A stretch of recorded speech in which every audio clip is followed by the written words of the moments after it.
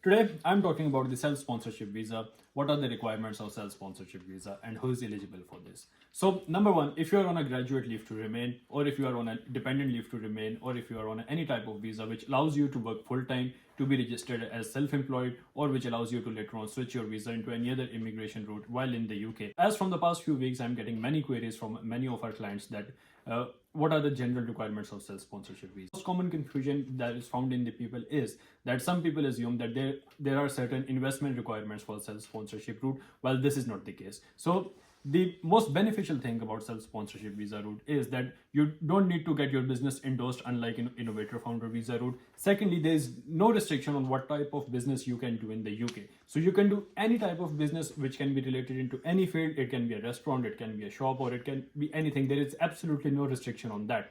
As long as your business is legal, you're operating lawfully in the UK, you should be fine.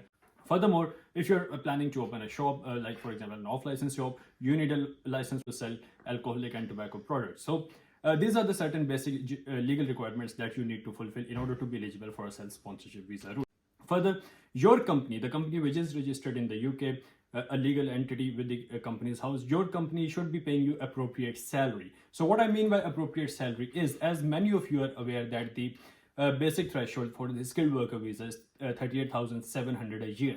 Same as for the self-sponsorship visa route. So if you are planning to go on a self-sponsorship visa route, you as a company director will sponsor yourself through your business. So your business, if you are a director of your company, your business should be paying you at least, or fulfilling the basic salary requirements, which is in generally, we can say that 38,700 a year, you should be paid annually by your company. But in certain circumstances, subject to conditions, you can be paid less. You can be paid like about 31,000, subject to conditions. For example, if the new entrant rule is applicable on you, and there are many other conditions in which circumstances, depending on the job code, you can be paid less. But there are certain circumstances depending on the job code. If you go for a specific job code, then you have to be paid more than 38,700. Many people raise a question over this, that who can they appoint as a level 1 officer? What is a level 1 officer? What are their duties?